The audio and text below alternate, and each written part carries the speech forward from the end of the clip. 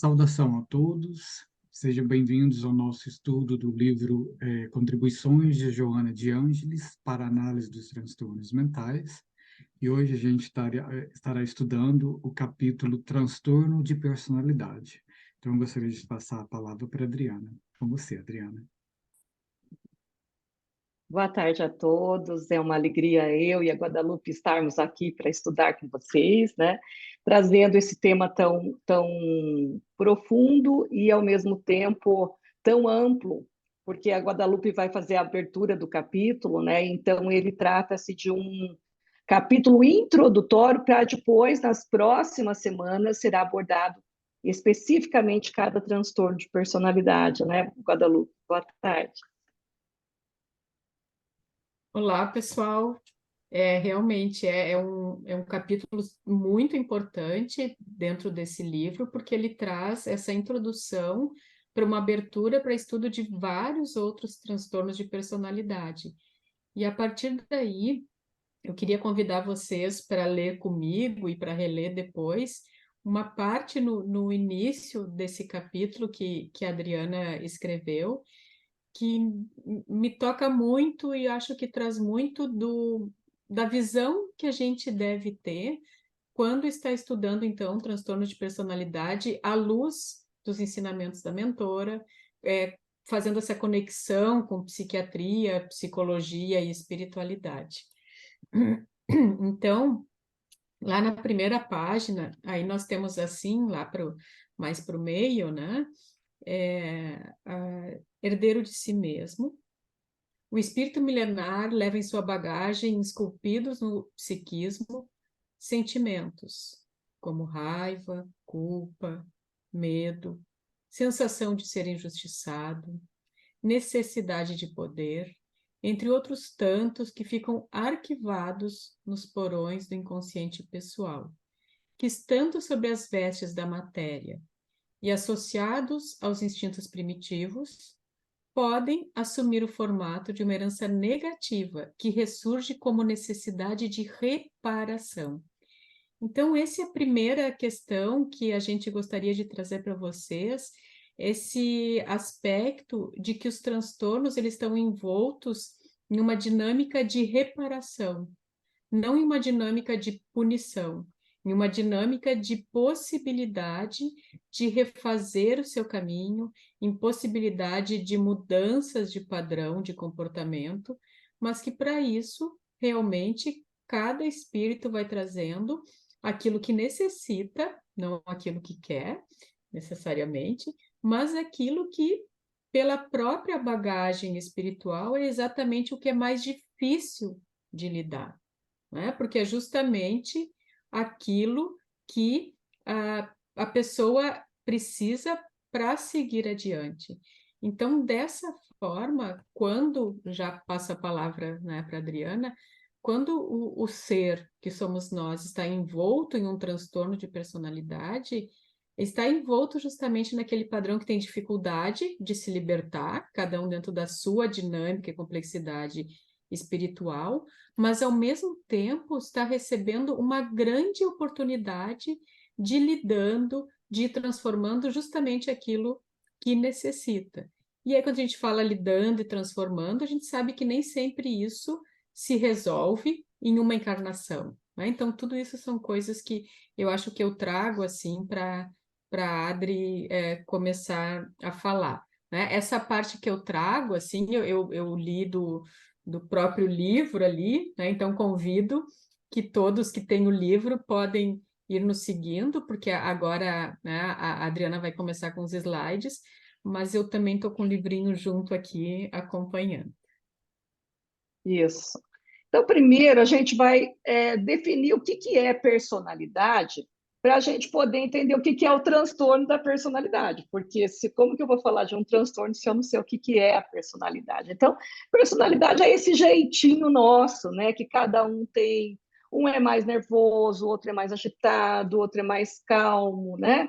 Então, aqui, segundo a definição da própria psicologia, psiquiatria, personalidade seria um conjunto de características marcantes de uma pessoa é a força ativa que ajuda a determinar o relacionamento das pessoas baseado no seu padrão de individualidade pessoal, social, referente ao pensar, sentir e agir, né? Então, se a gente olhar aqui na imagem, a gente vai ver que a cabecinha de um é cheio de florzinha, ou seja, é mais da área da arte, da música, né? O outro é cheio de gráfico, ou seja, já é mais da área das exatas, né? Então, cada um tem o seu perfil, o seu traço de personalidade, que tem referência, né, Guadalupe, ao próprio espírito, né? Então, vai depender da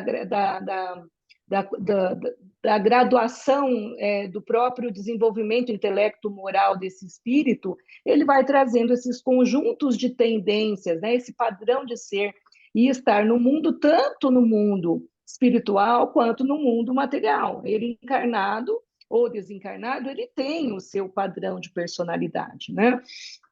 Então, a gente define em psicologia, em psiquiatria, traços de personalidade como aquilo que representa o padrão de pensamento, de percepção, de reação de relacionamento, que permanecem relativamente estáveis ao longo do tempo.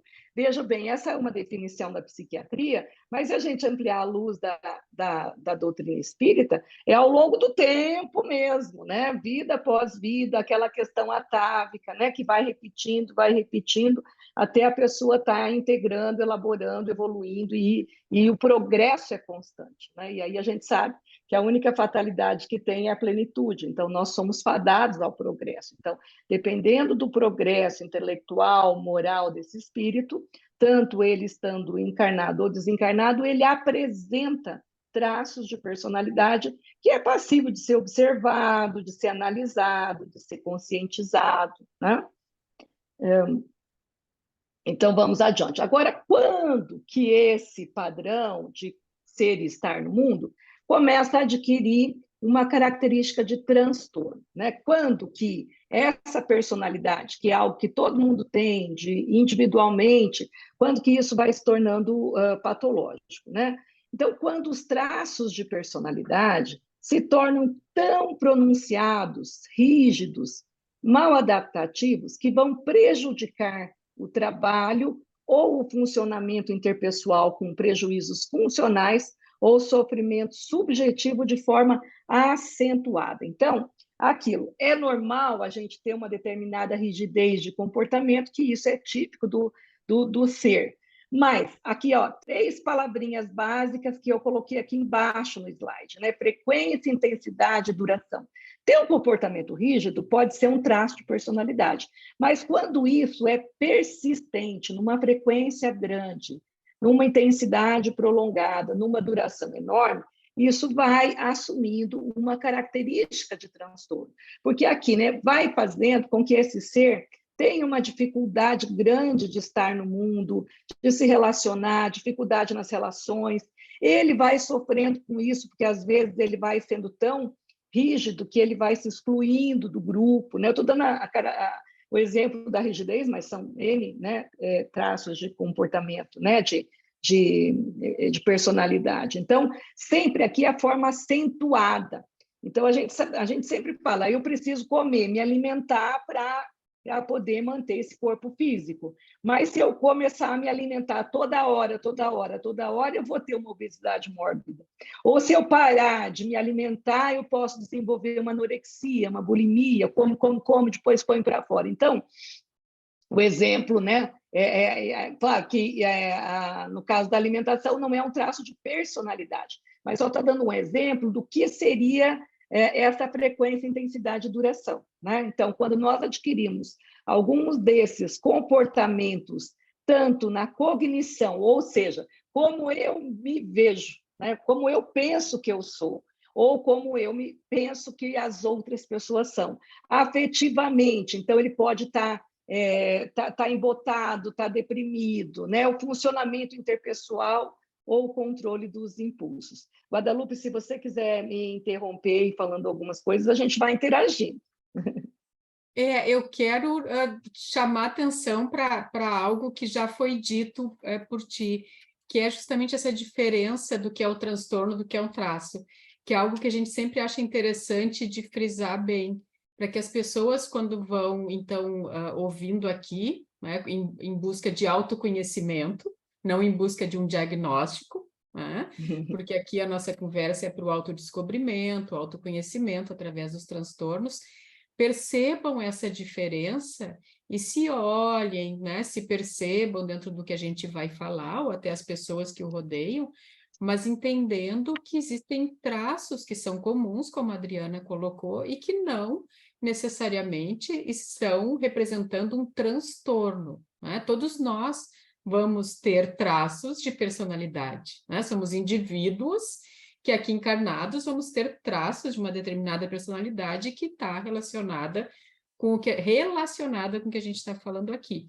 Mas esses traços não querem dizer um transtorno, como, né, já está sendo dito aqui, e a Adriana colocou muito bem ali, que isso vai depender da frequência, da intensidade e duração e do comprometimento que isso tem na minha vida, né? Para que a gente não saia por aí se diagnosticando, se autodiagnosticando e diagnosticando aos demais, que é algo que está na seara médico-psicológica, mas que use, sim, tudo que está se falando aqui para esse exercício de autoconhecimento e de percepção, de aspectos sombrios, né, ligados à sombra que a gente até não tinha percebido.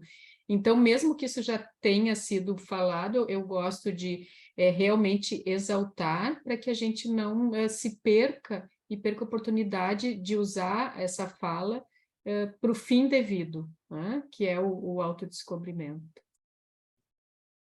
Isso. E aí nós vamos ver os sinais e sintomas dos transtornos de personalidade, sempre enfatizando que é para a gente olhar, como a Guadalupe coloca, né, sobre esse prisma do autoconhecimento, né, e quando que eu devo procurar, né, a partir disso, eu acho que já está na hora de procurar uma ajuda, né? Então, a partir de hoje, à tarde, a gente vai estar colocando a partir de quando que isso está dentro do que a gente considera, não gosto da palavra normal, né? Mas o que a gente não causa sofrimento nem para nós e nem para os demais, mas e quando que eu já preciso buscar uma ajuda mais especializada, porque a própria Joana traz, né, que no autodescobrimento é importante que a gente tenha, né, a nossa análise pessoal, que a gente vai olhando para os sonhos, que a gente vai olhando para os nossos comportamentos, né? Então, hoje a gente vai estar falando disso. Então, os sinais e sintomas, eles têm duas grandes áreas, né? Na autoidentidade, então, como a pessoa se reconhece, e a segunda é o funcionamento ela com ela própria, ela com os demais, ela com o trabalho, ela com o parceiro, né, na sexualidade, ela com os espíritos. Então, como esse ser se relaciona no mundo material e espiritual e como ela se vê. Então, no primeiro ponto, que seriam os problemas da autoidentidade, então aqui a gente já vai estar falando os sinais dos transtornos. Em relação a ela mesma, né, ela começa a questão da autoimagem instável.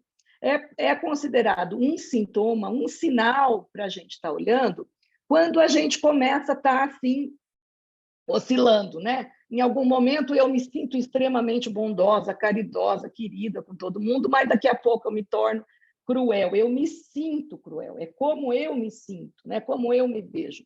E aí vai tendo essa oscilação entre os polos, né? Entre bondade, maldade, crueldade, né? Essas questões sempre com os pares de opostos, bem, mal, certo, errado, né? Como que ela se vê. E no segundo momento, o segundo sinal seria em relação com as inconsistências nos valores. Por exemplo, né, um comportamento, em algum momento, profundamente religioso, na igreja, na casa espírita, né, em alguns locais assim, mas quando eu saio dali, eu me torno extremamente profano, desrespeitoso em outros lugares, às vezes até cometendo pequenos delitos, né, que aí a pessoa sai, né, de uma polaridade, vai para outra, assim, só de sair do lugar já se torna uma outra pessoa, né? A gente fala assim, a pessoa não se reconhece. Por quê? Porque é na personalidade, né, que a gente vai estar podendo observar isso. Problemas de funcionamento interpessoal. Agora eu vou estar falando de cada um deles, né? Então, seria a dificuldade em estabelecer ou manter um relacionamento íntimo, ou por insensibilidade com outras pessoas, incapaz de criar empatia. Então, a pessoa tem dificuldade de se relacionar, ela tem dificuldade até com ela própria, de olhar, de se sentir, de se perceber, né? São incoerentes, confusos e frustrantes e para as demais pessoas. Tem a dificuldade em entender os limites entre ela e os outros, então ela chega, ela não sabe até onde ela pode ir, ela extrapola o limite do outro, ela não mantém o seu próprio limite.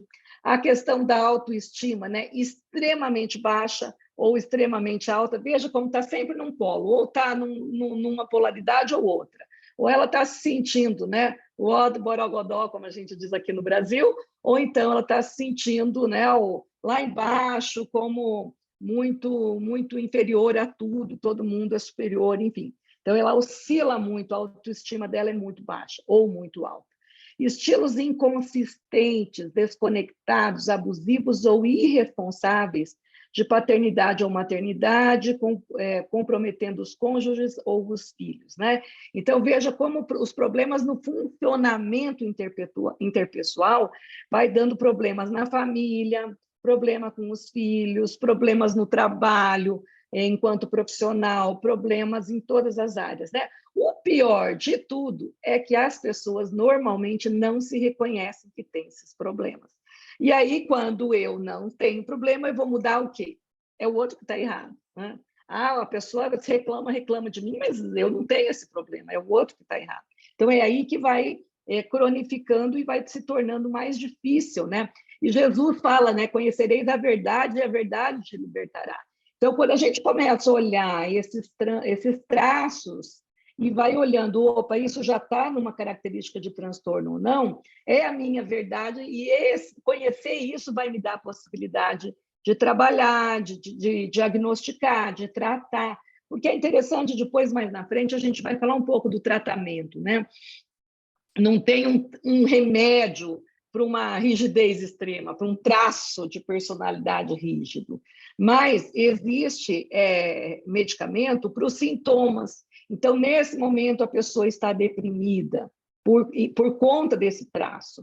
Então, aí vai entrar a medicação para atenuar o sintoma, mas aí a importância que a Joana vai colocando sempre, né, Guadalupe, sobre a importância da terapia, de se olhar, né? Quando já chega num caso de transtorno, aí sim precisa da ajuda profissional. Mas quando a gente está no momento de autoconhecimento, não precisa, às vezes nem precisa ser um profissional que faça isso, né? A gente vai se olhando, vai olhando os sonhos, vai olhando como que quando que eu estouro, quando está falando o quê, qual o tema, né? Então, isso é autoconhecimento. E aí essa verdade nos liberta. Até porque mesmo quando, desculpa te interromper, mas mesmo quando o transtorno, ele também vai ter vários níveis, né, de expressão. Então, a partir do comprometimento com a realidade espiritual, que é o nosso viés por aqui, essa pessoa comprometida consigo mesma vai percebendo que pode olhar para essas questões e vai, talvez, né, que é o que se deseja, assumindo que sim, realmente pode ter um transtorno e não ser só um traço, e vai pedindo ajuda, porque realmente o maior empecilho é a falta da percepção do que está acontecendo consigo mesma, né? Então, esse clique, essa ficha que cai, pode ser que realmente eu tenha, né? Também precisa de humildade e precisa dessa questão de autoestima, também muito não, mas minimamente trabalhada para que seja uma possibilidade, né, por esse furinho bom ali, entrar uma nova realidade e possibilitar que se mude o padrão. Porque o fato, né, Adriana, é que é muito difícil para quem está envolvido com transtorno sair desse lugar, né? A gente, quando olha de fora, pensa, puxa, mas como é que a pessoa não percebe? Mas isso é óbvio, se fosse fácil, ela não estaria ali, né? Então, também requer, assim, muita amorosidade de quem está em volta, muito amparo, sem conivência, com firmeza, para que realmente se consiga ultrapassar isso, né? Ultrapassar, porque quem está envolto ali não acha que está tudo bem, né? E quando alguém está errado é o mundo, não a pessoa. A culpa é minha, eu jogo ela onde eu quero, né, Guadalupe?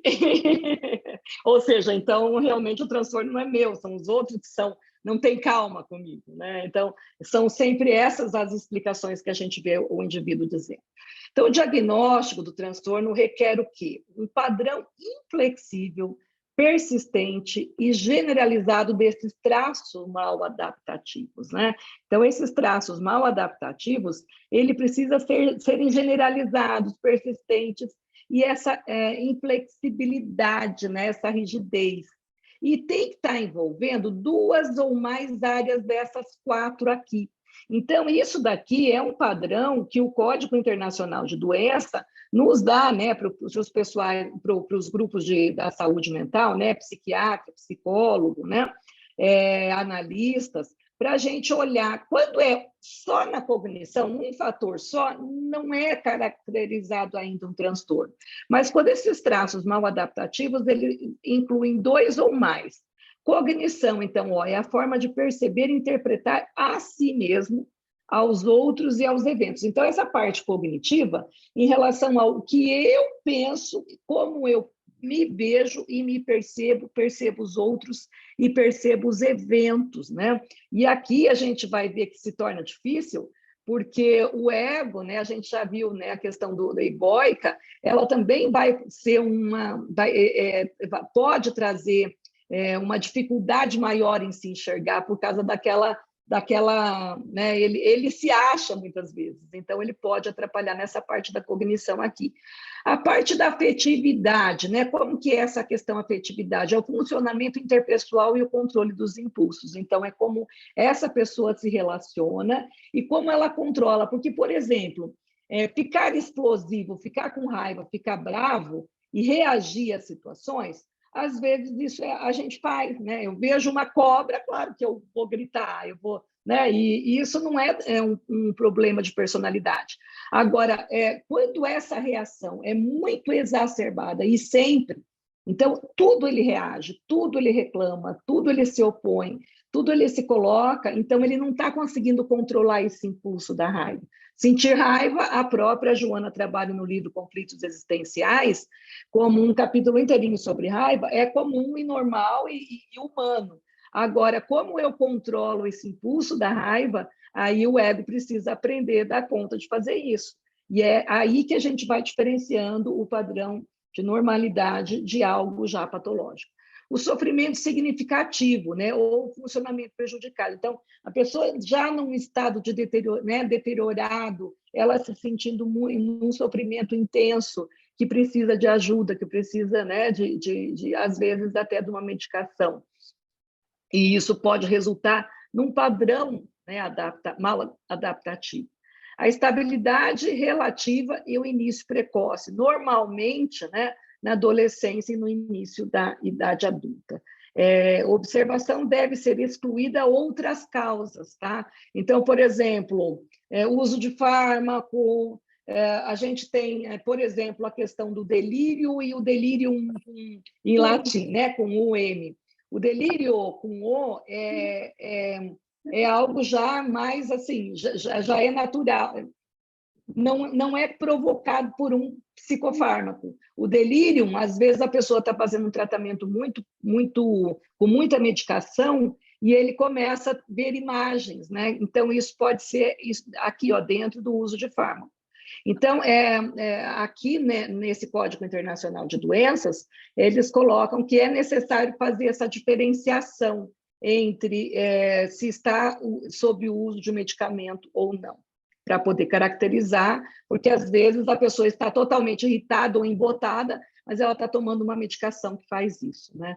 Eu me lembro uma vez que a minha sogra, ela tomou uma medicação e ela começou a delirar, e ela dizia, porque ali embaixo da cama tem uma onça que criou e está comendo uma galinha e está comendo um franguinho, né? E a gente ria muito, mas assim, a gente sabia que era da medicação, né? Então, até isso, ela está tendo um comportamento estereotipado, mas esse comportamento estereotipado foi causado, foi provocado por causa de uma droga, né? Uma medicação, ou por quê? Então, a gente tem que estar sempre excluindo essas outras coisas, né?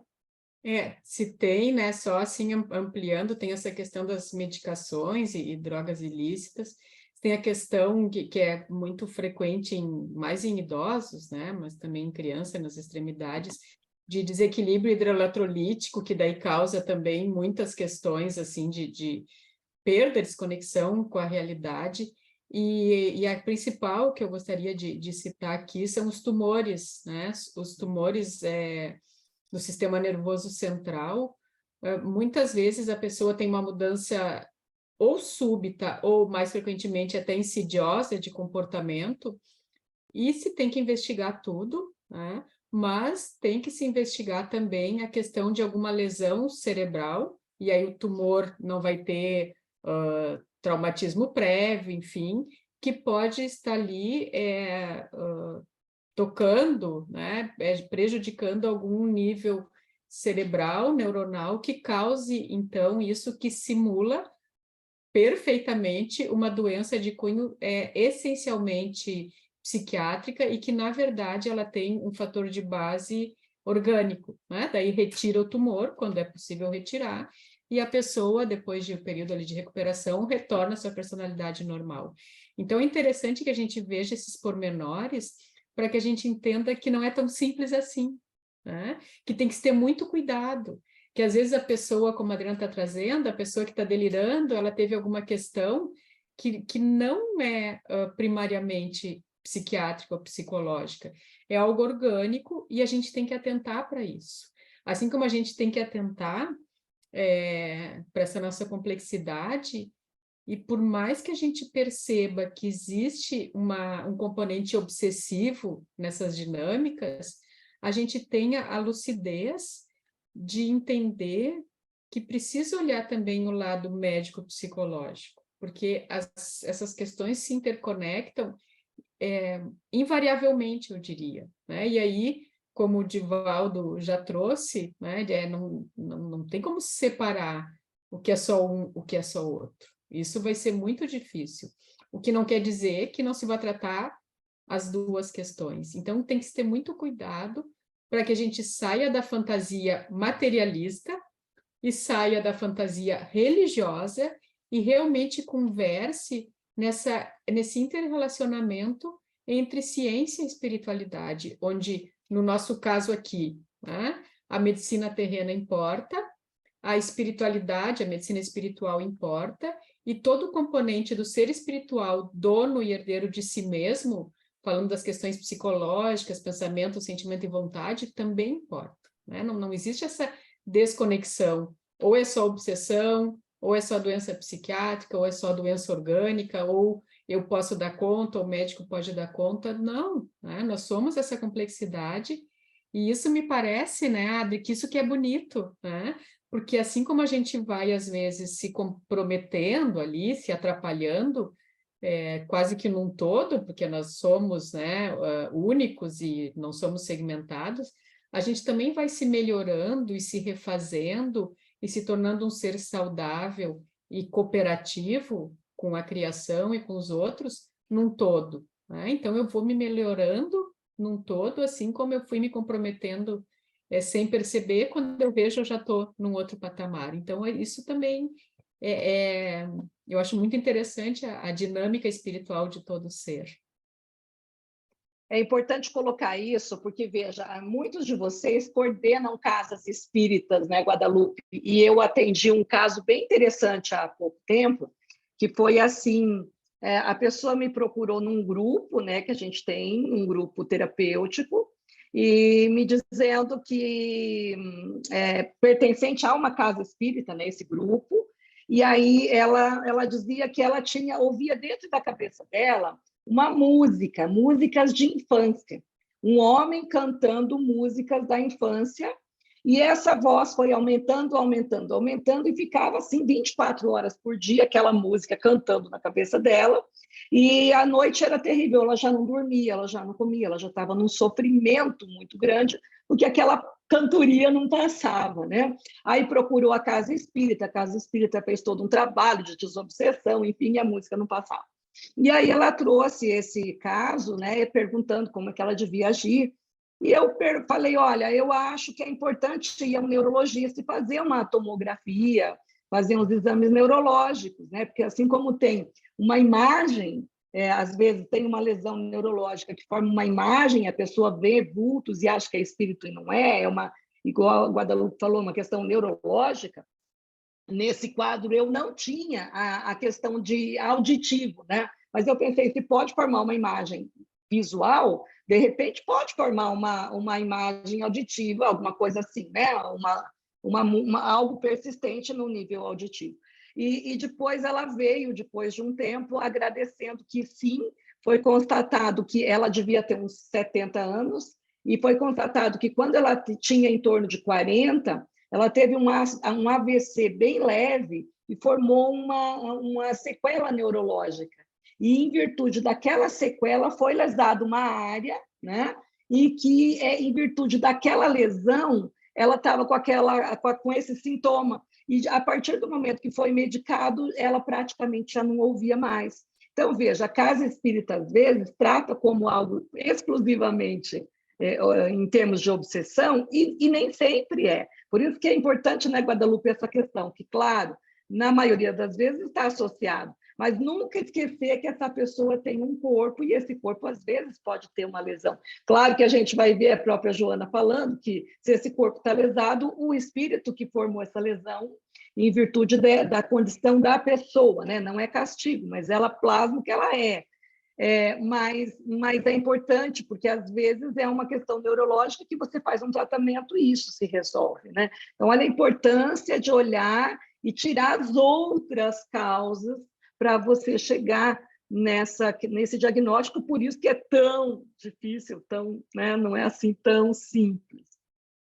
Mesmo que isso tangencie o nosso assunto e não seja exatamente o assunto, só assim reforçando e trazendo a informação, é muito comum em idosos que eles tenham, então, o que a gente chama de desequilíbrio hidroeletrolítico, tenham alguma alteração sanguínea que, dando novamente, através do soro, esse componente, eles voltam e se recuperam, mas é muito comum que tenham um organismo mais frágil e que as pessoas que estão à volta achem que a pessoa está delirando no sentido de já vendo os familiares e que vai desencarnar, né? E por vezes é claro que é isso, mas por vezes não é. Por vezes a pessoa está tendo um delírio orgânico, né? Então eu chamo atenção para isso, porque novamente a gente tem que ter esse discernimento e essa lucidez para entender que enquanto nós estivermos num corpo físico, a gente precisa pensar que também existe essa relação com a matéria. E antes de tomar tudo como espiritual, se aperceber se não pode ser outra questão, né? Isso não quer dizer de forma alguma que próximo ao desencarne, as pessoas em geral, e muitas têm essa bênção, né? Porque que bom quando isso acontece, começam realmente a ter esse contato entre os dois mundos. Mas outras vezes, isso quando a gente trabalha assim na área da saúde mais orgânica mesmo, é muito comum, né? que chegue o idoso lá completamente alucinando, né? E que a gente dá um sorinho ali, mede os eletrólitos, vê o que está faltando, e daí dá o que está faltando, né? E a pessoa volta ao normal, né? Então, tem que se ter esse cuidado. E isso eu friso no meio espírita, porque se no meio médico terreno a gente acha que tudo é orgânico, no meio espírita existe uma tendência, que claro que está mudando, da gente achar que tudo é espiritual. E às vezes a gente se perde nisso. Então, só frisando realmente, né, para que a gente tenha esse cuidado, assim, principalmente com os nossos idosos, né, para ver se realmente é isso ou se daqui a pouco estão desidratados, né, estão com alguma infecção, porque idoso nem sempre tem febre, e às vezes tem uma infecção e começa a delirar, essas questões assim, né? Ótimo. Vamos ver outras observações importantes, além dessas outras causas que a gente viu, né? Então, para que um transtorno de personalidade seja diagnosticado em pacientes menores de 18 anos de idade, o padrão deve ter estado presente de pelo menos um ano, né? Não é assim, ele explodiu, quebrou tudo, então ele tem um transtorno. Não, depende, se isso persistiu por um ano, né? Aí a gente pode estar pensando, do contrário, foi um episódio, né? Que aí você vai estar olhando e vai estar acompanhando esse adolescente, né? Esse adulto jovem. Com exceção dos transtornos de personalidade antissocial, que não podem ser diagnosticados com menores de 18 anos. E aí uma frase da Joana lá em Triunfo Pessoal, que ela diz: não devem ser confundidos os criminosos comuns, embora possam derrapar em atos ilegais e mesmo hediondos, por formação distorcida da personalidade, não obedecem a qualquer código e, quando o fazem, exteriormente a fim de atingirem as metas que preservam escondidas no pensamento e esperam alcançar. Isso aqui ela está falando da personalidade antissocial, né? Que um transtorno de personalidade ele não pode ser olhado como um criminoso comum, porque a personalidade dele tem essa distorção, né? Aqui a epidemiologia, como se distribui na população. Então, 10%, né, cerca de 10% da população geral e até a metade dos pacientes psiquiátricos em unidades hospitalares e ambulatoriais tem transtorno de personalidade. Então, é muito, né? 10% da população geral é um número, vamos dizer assim, até assustador, né? Deixa eu só pegar, porque o meu mouse está esquisito, ele passou aqui, tá. Aí ele vai trazer aqui, né? Em adultos, homens e mulheres são afetados igualmente, classe socioeconômica e raça. Mas olha que interessante, no transtorno da personalidade antissocial, os homens superam as mulheres em 6 por 1, ou seja, a cada 6 homens encontra-se uma mulher com esse transtorno. No transtorno do borderline, as mulheres superam os homens em 3 por 1, mas apenas em ambientes clínicos, não na população em geral. Aí a minha pergunta é porque não tem ou é porque eles não se reconhecem e não procuram, né? Talvez não tenham o diagnóstico, então talvez tenha sim, mas não se pode fazer essa contagem epidemiológica dessas questões. Aí vocês vão estar dizendo, tá, mas eu não sei direito o que é transtorno de personalidade antissocial e borderline. A gente vai daqui a pouco definir rapidinho, mas vai ter especificamente de cada transtorno um estudo só sobre eles, né? Então, da borderline só sobre o borderline, o antissocial só sobre ele. Então, calma, né? Hoje a gente está fazendo esse panorama geral, assim, olhando por cima, vendo o que é de comum entre todos, e depois vai ter, então, esse aprofundamento, vamos dizer, né? Então, os transtornos de personalidade normalmente tornam-se evidentes durante o final da adolescência ou no início da idade adulta, mas podem manifestar-se durante a infância. Então, é só em linhas gerais. Aqui eu trouxe só a título de curiosidade como que está a classificação no CID, né? No CID, ele está dividido em 10 subcategorias, que é a personalidade paranoica, esquizoide, dissocial ou antissocial, a personalidade com instabilidade, a histriônica, anancástica, ansiosa, dependente, específicos ou não específicos, enfim. Mas o DSM-5 vai dividir em 3 grupos. Então, só citei o CID-10, mas a gente vai olhar mais os 3 grandes grupos que estão divididos. E o primeiro grande grupo são as personalidades excêntricas. E um personagem que me veio à mente quando eu estava olhando foi exatamente o Coringa, porque ele é excêntrico, né? As roupas, ele está sempre maquiado, né? Quem assistiu o filme teve a oportunidade de ver, até eu fiz uma análise do Coringa, porque foi interessante, porque Até então, quando eu era criança, todo mundo odiava o Coringa porque ele era o inimigo número 1 do Batman, né? E o filme Coringa, que mostra a história dele, como foi a instalação desse transtorno de personalidade, ele se torna um herói, né? Até eu ouvi o meu sobrinho falando, né, que o herói do momento era o Coringa, né? E ele é um anti-herói. E aí eu fiz toda uma fala do herói e o anti-herói. Então, o Coringa, ele é um aspecto do herói, mas um aspecto adoecido, né? Então, aí a gente vai estar olhando isso. Então, nesse primeiro grupo A, encontram-se as pessoas que sofrem de falta de confiança em outras pessoas e não existem muitas expressões emocionais. É dividido em paranoide, esquizoide e esquizotípica, que, em grandes linhas gerais, seria, né, a paranoide costuma ser hostis e agressivas, e com tendência a achar que vai ser enganada, é desconfiado das pessoas. No nosso livro, aí nesse livro que a gente está estudando, ele vai estar descrito no capítulo 23, né? Então, todo o capítulo 23 vai estar abordando só esse tipo de transtorno de personalidade. Eu agora, como a gente tinha um tempinho a mais, eu fiz um resuminho do que seria ele para depois aprofundar lá na aula, né? Então, o paranoide, ele se manifesta no início da idade adulta, normalmente, e é caracterizado pela suspeita de estar sendo explorado, maltratado, enganado por terceiros. Aquilo não é eu pensar isso que eu tenho esse transtorno, não, tem que ter 2 ou mais daquelas áreas, né, lesadas, né, comprometidas. Dúvidas infundadas acerca da confiabilidade de amigos e colegas, ou seja, eles não confiam.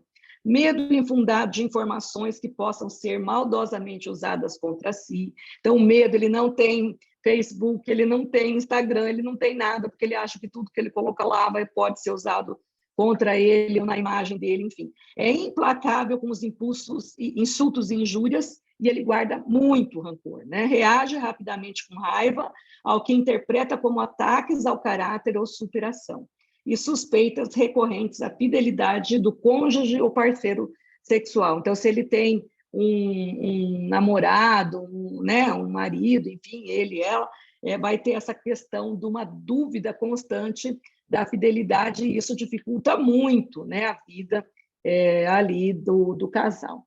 O esquizoide, normalmente, são indiferentes das relações pessoais e não tendo nenhuma vontade de reagir. Deixa só eu dar um exemplo de paranoide. Eu trabalho com um adolescente muito interessado, adolescente, ele já tem 30 e poucos anos, e ele acha que a mulher que limpa a casa dele vai pôr, ele fala para mim, caca de nariz na escova de dente.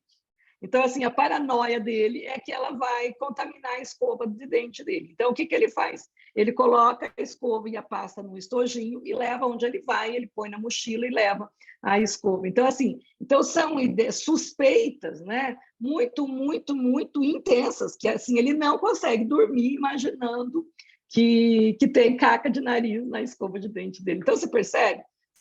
São paranoias, né? O indivíduo começa a criar aquele pensamento, aquela ilusão, aquela história. Aí a gente sabe, né, que pode ter, o obsessor pode pegar isso que já tem nele e aumentar ainda mais. Naquele caso, eu sinto muito a presença, né, do obsessor muito próximo. Então, normalmente, nesses quadros, tem sim uma associação grave com o obsessor, mas nem sempre, né? O quadro ele pode dar-se por essas questões. Tá, esquizoide, indiferente a relações pessoais, não tem nenhuma vontade de interagir com outros indivíduos, né? No esquizoide, é caracterizado por um distanciamento das relações sociais, então ele vai se excluindo, se isolando. Ele tem uma baixa expressão emocional em contextos interpessoais e se manifesta no início da idade adulta. Não deseja relacionamento íntimo com ninguém, incluindo a família. Ele não quer saber da família, ele se isola mesmo, opta por atividades sociais, tem pouco interesse em experiências sexuais, então até mesmo na parte da sexualidade ele dificilmente se relaciona, não tem amigos íntimos ou confidentes, tem a indiferença a elogios ou críticas, e a frieza emocional, distanciamento, embotamento afetivo. Então, olha como o padrão social dessa pessoa é extremamente pobre. Esquizotípica No esquizotípica, podem ter comportamentos excêntricos, pensamentos bizarros, sentimentos de desconforto em ambientes sociais e dificuldade para relacionamentos íntimos. Aqui a gente vê o Coringa, né? Então, o Coringa, ele é excêntrico, ele se veste com essa roupa vermelha, como um palhaço, se pinta como um palhaço. Na história de vida tem aquilo que a mãe obrigava que ele sempre estivesse sorrindo, então aí ele pinta como se ele sempre estivesse sorrindo. Então, o cinema traz casos riquíssimos que é bom a gente estar olhando para a gente estar percebendo isso. No segundo grande grupo... Adri, deixa eu só falar ali do paranoide, não lembrar, né, assim, que é muito comum a gente ver isso também em ambientes profissionais maiores, né, de empresas, conglomerados um pouco maior, onde aí as pessoas às vezes têm também esse pensamento paranoico de complôs e coisas assim, e conspirações, e até, em geral, no coletivo, essas grandes teorias de conspiração, muitas delas totalmente infundadas, mas que tem pessoas que doam a vida e vivem aquela teoria de uma conspiração absurda às vezes, né? Então, o paranoide também a gente consegue identificar muito em filmes, às vezes usam, né, esse tipo de transtorno de personalidade, mas no dia a dia, assim, também é bem frequente, né? Eu comecei a lembrar das relações de trabalho em alguns lugares, aí que sempre tu está sendo perseguido, ou que tudo acontece para te puxar o tapete, ou que... né? Então, essas coisas também acontecem e a gente percebe. Em algumas situações pode haver a realidade, mas em outras é aquela pessoa que muda e para o emprego que ela for, ela leva a mesma questão, né? Então, é aquela questão que o Jung diz, né? Enfim, onde a gente for, vai se carregando, né? Então, é bem frequente o paranoide, né? E vale lembrar que é um padrão que tem uma dificuldade de autopercepção, né? Que tem, porque acha que está sempre certo, né? Então, o marido ou a esposa está traindo e uma hora vai ver, o ambiente de trabalho está conspirando contra, o mundo está conspirando contra, e mesmo que eu morra sem provar, um dia o mundo vai ver. Então, é um padrão que, quando muito ligado muito agarrado na pessoa, muito cristalizado, e quanto ligado a padrões obsessivos, é bem difícil mesmo. Esses dias eu atendi uma pessoa da área médica que ele dizia assim que ele não pode abrir a boca, porque tudo que ele disser no meio ali com a equipe de enfermagem, os outros médicos, ele poderia ser processado. Ok, a gente sabe que sim, isso é verdade, né? Mas ele vinha com aquele medo mesmo, aquela persecutoriedade, que qualquer coisa que ele pudesse estar dizendo, isso voltaria contra ele. Então, olha o sofrimento, né? Então, olha o sofrimento que o ser vai entrando e o quanto isso vai dificultando a vida para ele, né? Então, é Ou muito que estão difícil. sempre sendo gravados, ou que, né, enfim, né, é bem frequente, a gente vê de forma bem frequente isso. Ok, agora no grupo B nós vamos ver aquelas personalidades dramáticas, esse é mais fácil, né? E eu falo que eu às vezes me coloco no meio deles e fico pensando, meu Deus, eu tenho esse, mas aí eu falo, né, mas não é sempre, então ainda não é transtorno, porque às vezes a gente se coloca nesse patamar, né, de drama, enfim, o que é característica? Se destacam pela falta de respeito com as outras pessoas, essa parte não, mas a parte dramática, né? Às vezes eu me coloco fazendo drama, mas, de novo, frequência, intensidade e duração. Não demonstrando remorso por suas atitudes. Então, aqui a gente vai ter 4 grandes grupos, muito, muito importantes e muito, muito difíceis, né? Porque aqui entra o comportamento antissocial, que são os sociopatas, a psicopatia, né, que pode ser colocado nesse quadro aqui, onde ele não reconhece os sentimentos e necessidades de outros, podendo agredir, roubar, mentir, além de outros comportamentos ilegais. Vai ter no nosso livro, capítulo 20, trabalhando essas questões profundamente, né? Então, está vendo como que a partir desse momento do livro, esse capítulo ele é um pivô para o restante do livro, né? Que vai desmembrar e vai estar explicando cada um desses transtornos. Então, o antissocial, ele não tem empatia, ele não consegue se colocar no lugar do outro, né?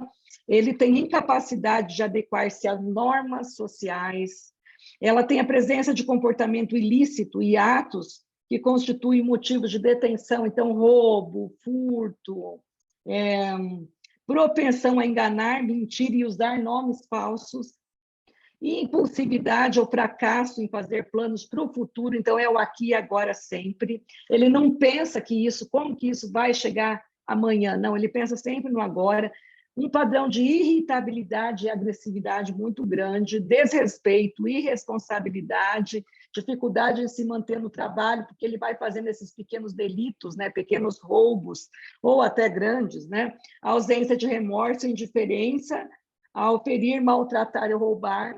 Aqui a gente vê que esse comportamento normalmente pode aparecer ali por volta dos 15 anos, mas às vezes ele aparece em crianças. Eu atendi quando a gente fez esse estudo, né, eu e Guadalupe, eu falei que eu atendi uma criança uma vez que a mãe trouxe porque a mãe achou assim, ela começou a achar coisinhas esquisitas na casa, umas bolinhas. Aí ela foi ver que essa bolinha tinha pelinho e tinha um pouquinho de sangue.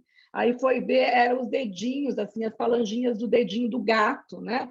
Aí achou pedacinhos dos dedinhos, o rabo, a orelha. Ele pegou o gato e picou em pedacinhos, né? E esquartejou mesmo o gato, né? Então a gente vê o que pode aparecer em criança. Nesse caso, ainda a gente não pode diagnosticar, como ali fala, né? O diagnóstico pode aparecer a partir dos 15 anos, mas se ficar com 1 ano, né? Mas isso já é um indício muito grave e essa criança já foi encaminhada à psiquiatria para já tentar, com medicamento, tentar segurar esse quadro. Então, por isso que a gente tem que vigiar e orar, não vigiar a vida do outro, mas o quanto na nossa família, ou mesmo em nós, esses comportamentos, eles podem ser tão intensos a ponto de precisar de uma medicação para segurar, né? Para não deixar isso lá na vida adulta transformar realmente num quadro desse.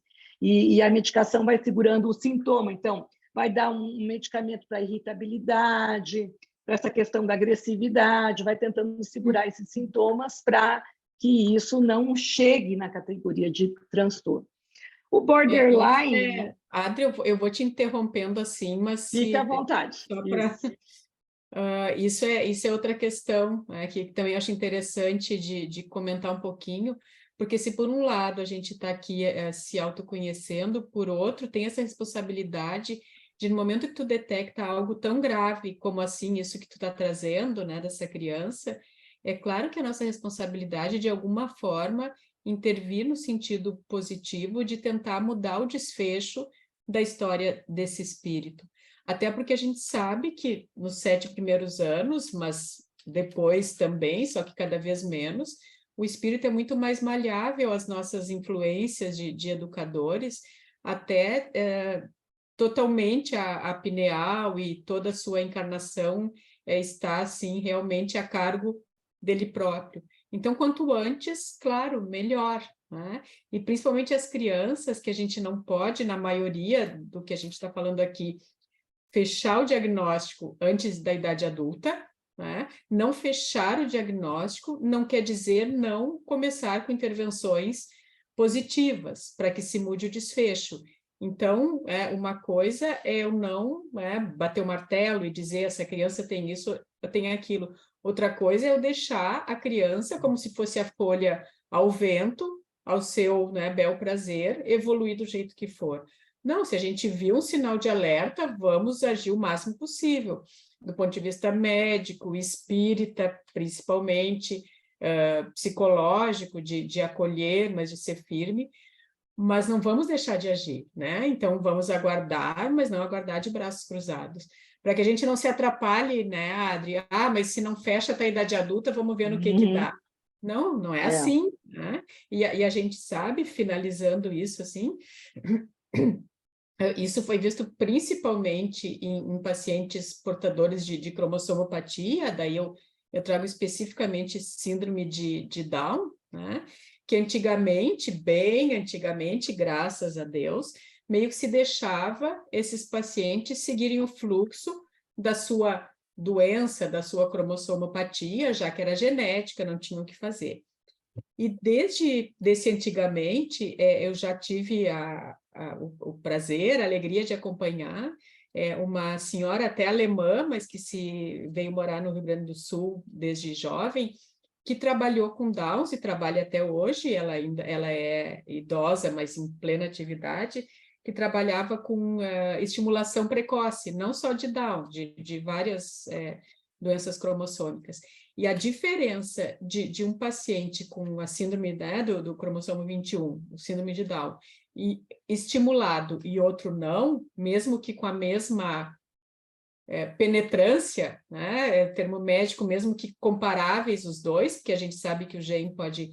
era incrível, né? Então, muda muito. Se muda na genética, não vamos entrar em questões de fenotípicas, imagine nas questões comportamentais. Então, a gente tem aí um ouro puro para trabalhar aquele serzinho que está nas nossas mãos, no sentido de uma responsabilidade, embora parcial, para que mude o desfecho, para que deslanche nessa encarnação, para que consiga fruir da lei do amor, né? Então, que a gente entenda isso, que, puxa vida, como é bom quando a gente percebe.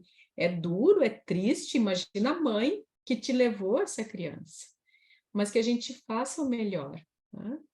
Tô te atrapalhando não, mas cortando assim, mas é para não perder o fio, que eu vou me lembrando. É importante coisas, que corte mesmo no sentido de complementar, né, Guadalupe? E quem tiver perguntas também pode estar fazendo, porque é importante.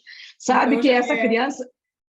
Não, eu já peço desculpa de antemão que tu está falando, eu entro, mas é que daí é para pegar ainda naquela parte que tu está falando, né? Mas é muito difícil, eu me coloco no lugar dessa mãe, né? Primeira coisa é que né, precisamos falar de Kevin, né?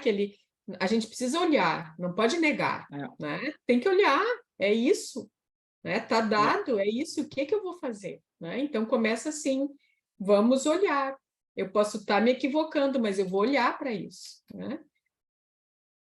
E é interessante que no atendimento dessa criança psicológico, ele roubava no jogo. Então, eu jogava com ele para me ver a dinâmica, né? Ele roubava, ele trapaceava, ele levava objetos do consultório embora, roubo mesmo, né? Assim, pegava e levava embora. Então, você vê como vai aparecendo na interação esse comportamento antissocial, né? E a importância de já estar trabalhando é isso, né? Nós precisamos ir ajudando para que possa haver, né, pelo menos que ele vá tomando, né? Já que ele não reconhece, né? Ele não tem a capacidade empática de se colocar no lugar do outro, a gente precisa ir criando nele esse início, né? Plantando a sementinha para que possa desenvolver depois. Então, são quadros muito sérios, né? Muito difíceis. Até porque, né, Adri, a gente sabe, se for para a parte assim, do que se estuda até agora, o que a gente aprende é que é um quadro de um prognóstico muito reservado, mas a gente precisa lembrar que aqui nós não estamos falando só do ser que está encarnado. Então, essa semente ela vai ficar plantada no self. Ela pode não dar frutos agora, mas ela já vai estar ali, né? Não se pode desistir daquele ser. Às vezes tem que se amar de longe, mas não desistir, porque a conversa é com o self. Em algum momento vai dar, ali vai nascer uma florzinha, até no antissocial, né? Por isso da importância da prece, né? se é uma família espírita, levar para o passe, levar para a evangelização, né? O tratamento tem que ser em todas as áreas, né? Inclusive o espiritual, principalmente, né? Não esquecer nunca desse lado. O borderline, na tradução, seria mais ou menos isso, é uma linha de borda, né? Uma linha limite, né? Então, ele traz essa coisa de uma emocional... Ele é emocionalmente instável, ele tem um medo enorme de ser abandonado, né? Então, ele traz relacionamentos intensos e instáveis, podendo estar acompanhado de um comportamento autodestrutivo, né? Ideação suicida, muitas vezes, um grande sentimento de vazio crônico. No capítulo 17, vai ser trabalhado especificamente esse transtorno aí. Então, marcado por instabilidade nos relacionamentos interpessoais, na autoimagem e nos afetos, e se manifesta no início da vida adulta normalmente, né? Cada caso é um caso específico. Então, ele tem esforço para evitar o abandono real ou imaginário, porque às vezes é tudo na cabeça dele, ele acha que vai ser abandonado, mas isso é dele. Um padrão de relacionamento instável e intenso, perturbação da identidade, impulsividade, recorrência de comportamentos suicidas e automutilantes, instabilidade afetiva por reatividade de humor, sentimentos crônicos de vazio, raiva, dificuldade de controlar a raiva e a ideação paranoide relacionada a estresse ou sintomas dissociativos. A histriônica seria altamente emotiva e dramática, precisando da aprovação e atenção excessiva dos outros. Vai estar sendo trabalhado especificamente no capítulo 21, onde ele vai ter... Ele sempre se sente vitimário. Eu falo que é aquele, né? Ó vida, ó azar, eu sabia que não ia dar certo. É o LIP, né? É o LIP, aquele complexo de LIP. A interação caracterizada por comportamento inadequado, sexualmente provocante ou sedutor, então, uma sexualidade super provocante, mudança brusca na expressão das emoções, utilização da aparência física para chamar atenção, discurso impressionista, dramaticidade, teatralidade, expressão emocional exagerada, sugestionabilidade, e considera os relacionamentos íntimos como o que realmente eles são, né? Então, essa questão muito relacionada à questão dessa... Muito, muito, muito dramático, assim. Narcisista, então, é um padrão generalizado de grandiosidade, necessitando, então, de uma adulação e uma falta de empatia. Normalmente, traz um sentimento de grandeza acerca da própria importância, fantasia de sucesso, de poder, de inteligência, de beleza, o amor ideal, exigência de admiração excessiva, é um explorador nos relacionamentos interpessoais, não tem empatia também, dificuldade em reconhecer os sentimentos alheios, normalmente apresenta muita inveja ou crença de que ele está sendo alvo de inveja. Ou ele é invejoso, como ele não reconhece a inveja, ele acha que todo mundo o inveja, né? Aí entra a projeção. Comportamentos e atitudes arrogantes, presunçosas e insolentes. Isso daqui é grandes linhas gerais, né? A gente não vai... Isso é o extremo. Adri, o que eu queria trazer, assim, de forma geral, não só para esse grupo, né? Mas eu estava pensando aí no borderline, nos três, né? Tanto o border como o histriônico, como, enfim, é o fato de que todos são extremamente carentes de amor, né? E tem essa questão dessa dramaticidade no sentido querendo chamar atenção para o seu vazio e a sua carência. E aí eu me lembro de algo que eu aprendi de uma forma muito clara, ouvindo uma aula do Gelson, acho que foi uma aula lá da Mergs, sobre o mundo relacional, que ele falando sobre amor, enfim, mas que o amor, a gente deve aprender o amor incondicional, né? Mas que o amor é incondicional e as relações não, né? As relações não são incondicionais. Então, no sentido de quem está envolto nessas dinâmicas, que a nossa tentativa seja de desenvolver o amor incondicional, mas entendendo que não se pode ser conivente com esses padrões, né? Que a relação ela precisa ser vista a partir daquilo que a pessoa com transtorno necessita e não aquilo que ela quer. Porque esses padrões, principalmente ali os dramáticos e todos, na verdade, eles têm essa questão de tentar te capturar, né, a partir do seu vazio e das suas necessidades. Então, para que a gente entenda que às vezes a firmeza é o melhor, mas nunca dissociada do amor. Agora, a conivência acaba nos tornando codependentes dessas relações, o que é muito comum também quando se fala do transtorno narcisista, e se vê muito assim, se escuta na clínica muitas vezes pessoas trazendo, geralmente mulheres, mas eventualmente também homens, o fato de terem percebido que estavam em uma relação com uma outra pessoa segundo, né, com transtorno narcisista, mas que demoraram demais para se aperceber. E quando demoram, já é um motivo, é um momento bom para uma autocura. Mas até esse momento, ou às vezes mesmo nesse, porque tem pessoas que cristalizam ali naquela relação, existe essa codependência. Então, se eu estou grudada, entre aspas, vamos supor, num narcisista, quem sou eu? Eu sou eco? Né? Então, a gente também tem que se olhar nessas relações, né? Porque daí, do narcisista, a gente, né, tem muito essa relação de eco e narciso. Então, quem sou eu nessa relação? Porque eu sou um outro ponto, tem uma ligação ali.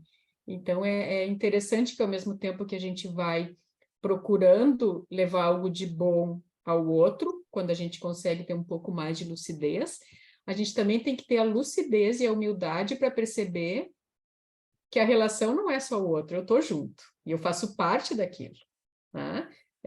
Seja do ponto de vista de outras encarnações, seja dessa, mas provavelmente das duas coisas. Quem sou eu nessa dinâmica? Porque eu também tenho um lado que precisa ser visto. Não sei o que tu acha disso que eu estou te trazendo de forma geral, mas eu acho que existe muito essa questão de nós humanos, sermos codependentes e às vezes só olharmos o cisco e não olharmos a trave, né? Mesmo que o cisco pareça a trave e vice-versa, enfim, é uma coisa aí para a gente questionar, né? Muito importante isso, realmente. Porque as relações, né, elas são... Por que eu busco uma pessoa assim para estar comigo, né? Então, onde me cabe isso, né? É muito legal isso. Porque as relações, a gente vê tudo isso misturado, né, Guadalupe? Elas aparecem de forma muito, muito intensas, né? Nesse grupo C, eu não vou me aprofundar muito, para a gente poder deixar um tempo depois para perguntas. Eu vou passar mais rapidinho para não ficar tão maçante, né? Porque depois, já que vai ser aprofundado nos outros, eu vou só estar trabalhando o que está aqui no slide mesmo, né? Então, nesse grupo C, apresentam as personalidades ansiosas. Eu acho que aqui, por mais que a gente se reconheça muito, de novo, frequência, intensidade e duração. Então, esses três comportamentos, esses três tipos de transtornos, eles estão caracterizados por ansiedade ou medo.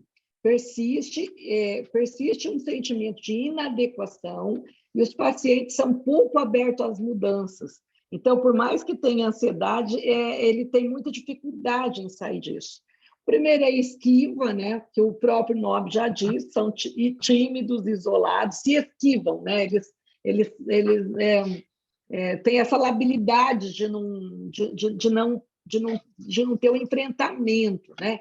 Evita a interação social, o medo da crítica ou humilhação, podendo ter sentimentos de inadequação. Opa! Aí, o dependente seria uma necessidade generalizada de ser cuidado, o medo de estar sozinho, dificuldade de ficar longe de seus entes queridos, tomar decisões por conta própria, levando a uma submissão e a tolerar as relações abusivas. Vai ser extensamente trabalhado no capítulo 19 do livro. E aqui, o último seria o obsessivo-compulsivo, mas veja, aqui tem que fazer uma ressalva. Não é o toque. O transtorno obsessivo-compulsivo é uma coisa e o transtorno de personalidade obsessivo-compulsivo é outra. E eu vou fazer uma distinção importante para a gente ver o que é, né? No transtorno da personalidade obsessivo-compulsiva, ele se preocupa com regras e ordem. São perfeccionistas, controladoras. É importante ressaltar que não tem relação com o toque e é uma forma de transtorno de... O toque é transtorno de ansiedade. E o transtorno de personalidade obsessiva-compulsiva é a personalidade. Então, a pessoa tem uma personalidade rígida, no sentido de ela gosta de tudo perfeito, perfeccionismo, ela gosta de regras, ela gosta, mas não é que gosta de uma coisa ordenada, ela é extremamente. E aqui, né, até eu coloco no próximo slide uma imagem interessante, né? É como se aqui, ó, para cortar grama, ela põe a régua e mede, né? Então, a gente vê em filmes, né, as pessoas medindo os lápis certinho, colocando aquilo numa ordem muito perfeita. Então, isso é a personalidade obsessiva-compulsiva, né? Tinha um paciente, uma paciente que o marido dela a descrevia assim, ele dizia, ela tem dificuldade na ação. Eu falei, mas o que é dificuldade na ação? Ele falou assim, ó, ela vai ao mercado na segunda-feira, aí ela chega, coloca tudo, aí ela faz a compra para a semana, uma compra grande, aí ela coloca tudo no balcão e ela começa a separar por rótulo, por cor, por formato, e ela começava a guardar a compra na segunda-feira e ela só conseguia terminar na sexta-feira. Aí já era quase segunda e ela ia de novo no mercado. Então, veja, então ela a vida fica comprometida com a necessidade tão grande, né, desses comportamentos obsessivos. Então, é isso que é o transtorno. A vida vai se tornando num grau que aí eu entendi o que é dificuldade na ação, né? Porque realmente ela não conseguia fazer. Então, as principais diferenças entre o transtorno de personalidade obsessivo-compulsiva e o toque é porque o toque é de ansiedade e o primeiro, o transtorno obsessivo-compulsivo, é um transtorno de personalidade, né? E a gente vai ter um capítulo sobre o toque. Não, desculpa, sobre o transtorno de personalidade, não sobre o toque. O transtorno de personalidade obsessiva-compulsiva representa preocupações com ordem e perfeccionismo, principalmente, e o controle, né? Ele quer controlar tudo, ele quer organizar tudo. Imagina uma pessoa dessa na administração de uma empresa. Então, quando ele tem pautas, né, é legal porque ele organiza bem a empresa, mas quando já é um transtorno, ninguém suporta trabalhar com um chefe assim, né? São extremamente pontuais e exageradamente econômicas, tendo uma questão muito séria com dinheiro, né? Eles se tornam, sovina o termo? Eu acho que chega... Tem um dos pecados capitais, que é qual? Quando é do dinheiro, a avareza, né? O avaro, ele se torna avarento no sentido de que ele não permite que se compre, né? Ele tem o dinheiro, mas ele não permite usufruir desse bem, né? Não há presença de pensamentos intrusivos e rituais como no toque. Então, no toque tem os rituais. Então, assim, no toque tem o pensamento obsessivo e aí ele faz o ritual. Por exemplo, ele pensa, minha mãe vai morrer. Aí, para que minha mãe não morra, eu preciso lavar a mão, lavar a mão, lavar a mão, lavar a mão. Então, no toque tem o ritual. Na personalidade obsessiva não tem rituais. O toque se caracteriza de pensamento, presença de obsessões, que são pensamentos intrusivos, imagens ou impulsos, e os rituais, que são comportamentos repetitivos que visam reduzir a ansiedade gerada por essas obsessões, né? Alguns pacientes podem ter toque e transtorno junto. Então, olha, pode estar associado um transtorno de personalidade obsessiva compulsiva e um transtorno de ansiedade. Agora, chega de falar das características, né, da medicina e vamos olhar para a questão que a Joana... não, antes de falar da Joana, vamos só falar dos fatores endógenos e exógenos que podem estar formando. Então, hereditária, doença degenerativa e outras sequelas são de caráter endógenos.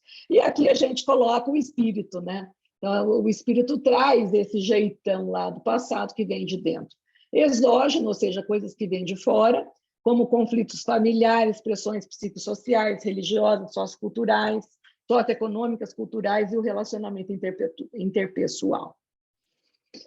E aqui a gente vai para Joana. Até que, enfim, né? Passamos quase uma hora aí, e agora a gente fala um pouco dessa parte espiritual do transtorno. A Maria Silva ergueu a mãozinha. Fala, Maria. Olá, boa tarde.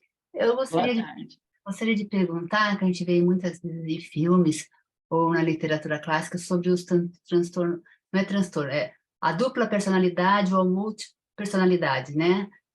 Alguns livros sobre isso, alguns filmes. Ele entra nos transtornos de personalidade ou já é uma cisão do ego, já entra numa outra classificação?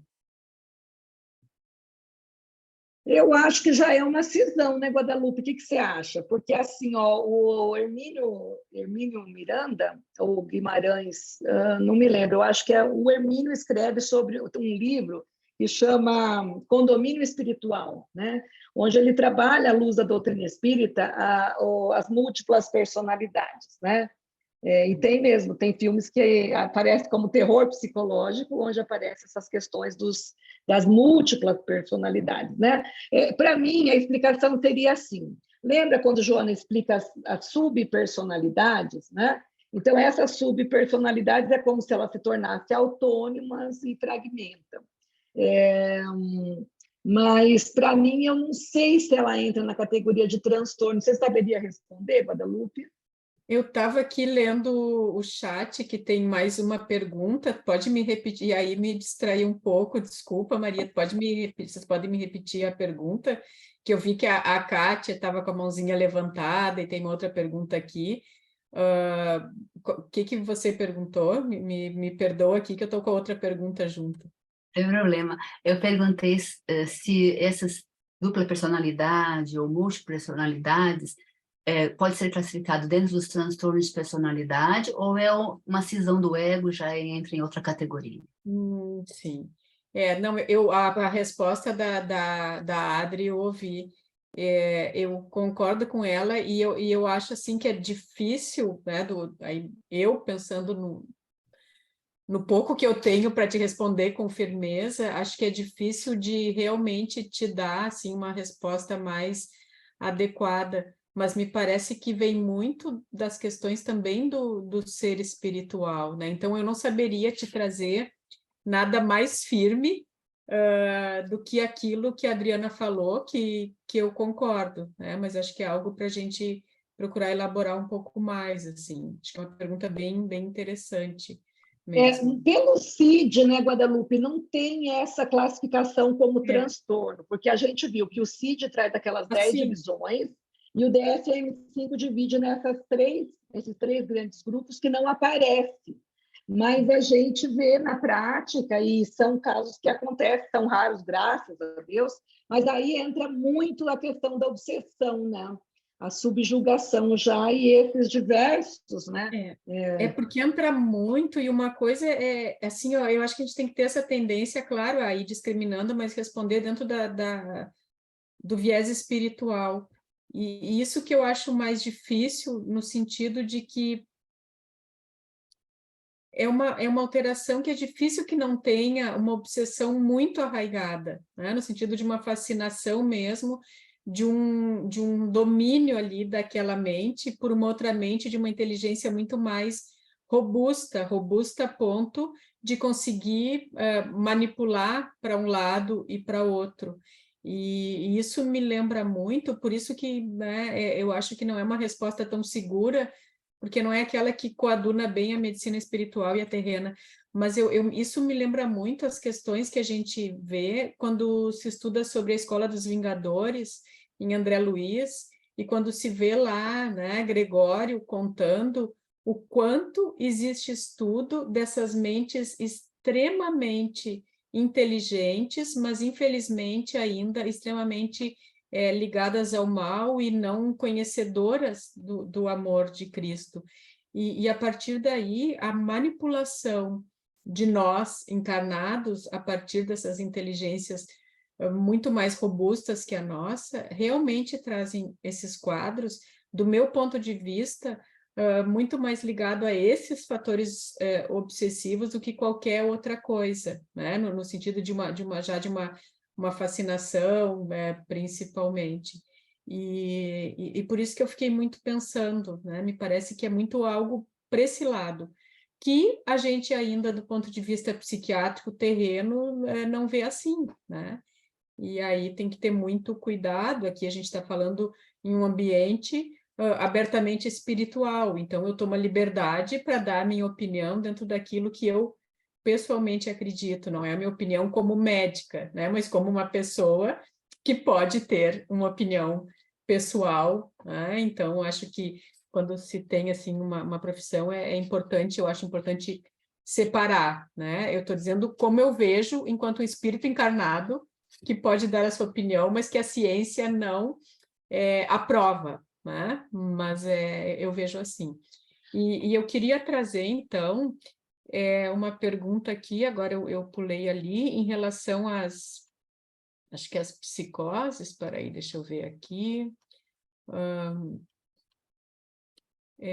Quais os sinais que o paranoide apresenta na infância e adolescência?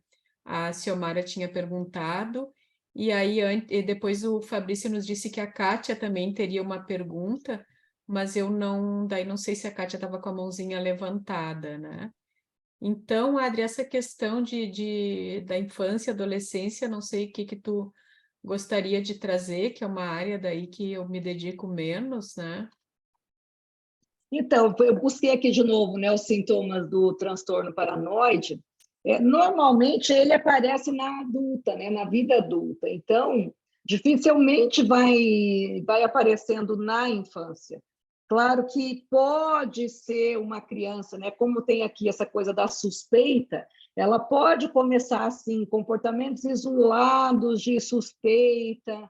Ah, você lavou essa fruta. Ah, isso daqui, né? Igual ali, aquele menino, né? Que eu digo menino porque emocionalmente ele tem o QE, né? Que é o coeficiente emocional de uma criança, mas ele já tem 30 e poucos anos.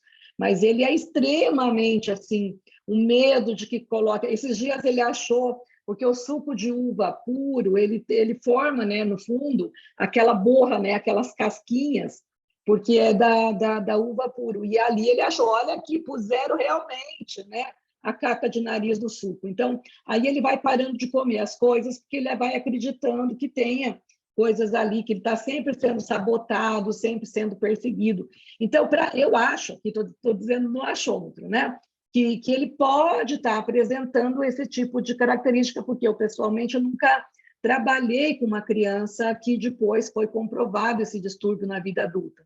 E a literatura também não traz, porque ele vai aparecer, ele vai se manifestar no início da vida adulta. Então, mas claro que, com certeza, a criança vai pontuando, né? Ela vai tendo isoladamente esses quadros de medo infundado, de que tem alguém perseguindo, né? Ou de que não come tal comida feita por tal pessoa, porque essa pessoa vai colocar veneno, vai colocar isso, ou vai colocar sujeira. Então, a criança pode estar desenvolvendo, mas assim, do que eu acredito, mas na literatura médica não tem, né? Na psiquiátrica, por quê? Porque ele já parte do quadro instalado, né? Mas eu acredito que possa, sim, aparecer e que a gente só vai perceber que era depois que realmente o quadro se instalou, né? Não sei se eu respondi. A Kátia queria nos perguntar alguma coisa? Olá, Adriana Guadalupe. Na verdade, era mais para compartilhar, mas depois fazer uma pergunta. Compartilhar uma minissérie que eu assisti recentemente na Netflix, se chama Por que Matei Minha Família? De um menino que matou os pais e as irmãs. E a minissérie é muito interessante porque o psiquiatra da época, isso aconteceu em 1986, não consegue um diagnóstico, eles não conseguem chegar à conclusão. E mesmo nos dias de hoje, enquanto foi feito, né, o documentário, não se tem uma conclusão do que aconteceu, mesmo porque ele cumpriu pena e acabou por casar e ter filhos, né? A minha questão no antissocial seria a psicopatia? O antissocial ele já entra como aqui, né, sobre essas questões mesmo de uma psicopatia e uma psicose, sim, né? Uhum. É o caso desse dessa minissérie que eu mencionei, assim, bastante característico. É muito interessante, muito interessante. Tem aqui o antissocial, ó, né? Ele não reconhece os sentimentos, né? Por isso que ele pode roubar, matar, igual ali, ele pode matar a família inteira. A gente tem visto, né? Porque a gente tem acompanhado, principalmente nos Estados Unidos, hoje as escolas já têm uma matéria específica na cadeira, né? Uma matéria realmente que toda criança tem que cursar, é o que fazer quando a sala for invadida por essas pessoas, né? Quando tiver. Porque, assim, pela quantidade de casos que estão tendo toda semana, né? Eu atendo pessoas de lá, e eles falam que está, assim, incrível, né? De entrar em show e disparar, e aí entrar em sala de aula e disparar. Então, como as crianças devem agir nisso? Então, e tem um filme específico, sabe, Kátia, que trabalha, que chama O Elefante Branco, que mostra isso, como que ele foi... como que esse menino foi fazendo para chegar naquele dia, né? Então mostra assim, começa o filme com a escola sendo invadida e depois aí volta a cena e começa a aparecer como que esse menino foi. Tudo bem que teve o bullying, tudo bem, mas aí a gente pensa, né? Será que esse bullying realmente existiu ou é isso? Ele achou que estava sendo, né?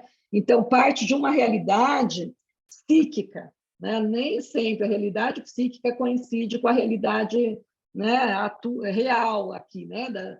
Porque é a realidade da cabeça dele, né? Então, veja, ali ela matou a família inteira. Então, no Brasil, nós tivemos também, né, Guadalupe, o pai era psiquiatra, inclusive, e ele não percebeu o comportamento da menina, e no fim ela vai com o namorado e mata o pai, a mãe, enfim, né? Então, veja, são casos, isso é transtorno de personalidade, claro, associado com uma, né, questão muito grande ali de uma questão espiritual, né? Quase uma subjugação já também, né?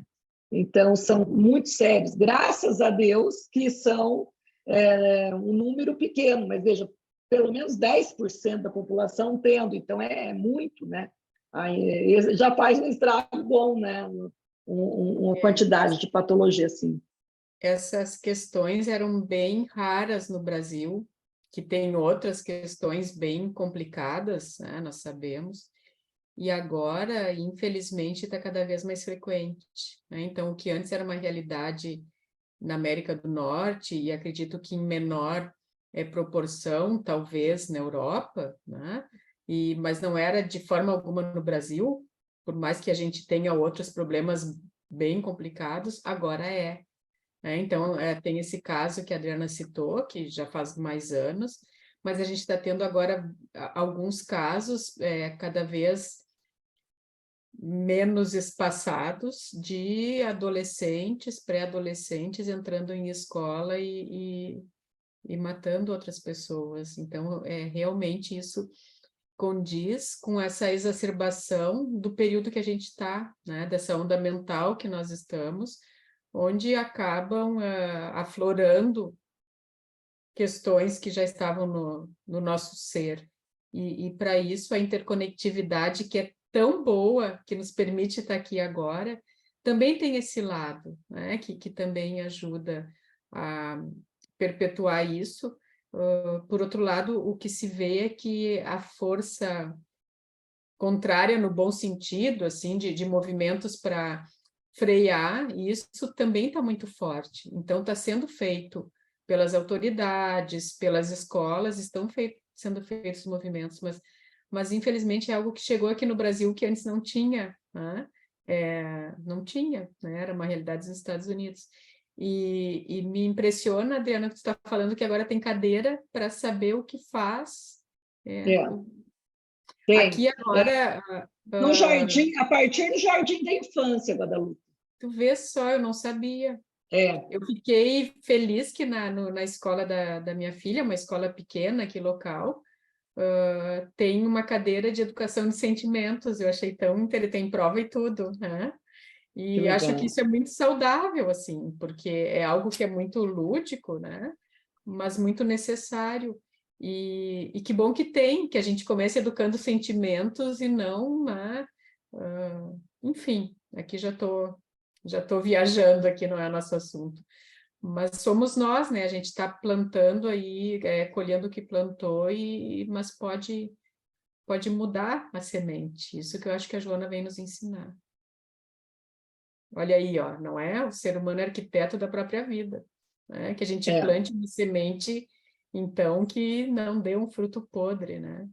A Ana Paula tinha colocado no chat a questão de quase uma definição, né, do que seria o transtorno dissociativo de identidade. Então, ele é classificado, ó, o transtorno dissociativo de identidade, anteriormente denominado transtorno de personalidade múltipla. Então, ele já tem uma designação como transtorno, só que não está nessa definição do CID do DSM-5, né? Deve estar em algum outro local. Aí define: duas ou mais identidades se alternam no controle da mesma pessoa. Além disso, a pessoa não consegue se lembrar de informações que normalmente se recordaria imediatamente, como eventos rotineiros, informações pessoais importantes ou eventos traumáticos ou estressantes. Se a gente pegar aquele livro Fragmentados, que para mim é muito bom, é um filme fantástico.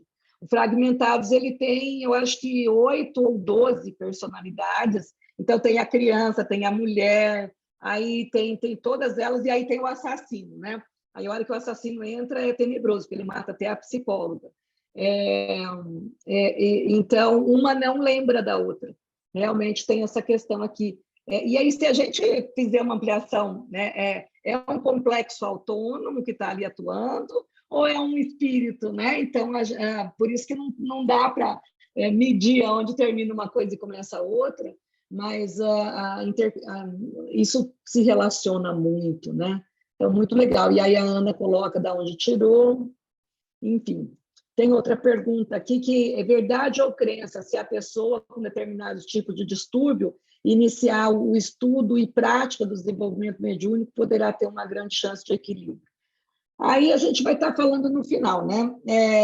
Eu acho que a prática mediúnica é complicado, né? Eu acho que o estudo, o tratamento psicológico, psiquiátrico, e que a casa espírita oferece, ela tem que estar colocando. Mas, assim, eu acho que no início é importante equilibrar um pouco a pessoa para depois ela ir para uma prática mediúnica, né, Guadalupe? O que você acha?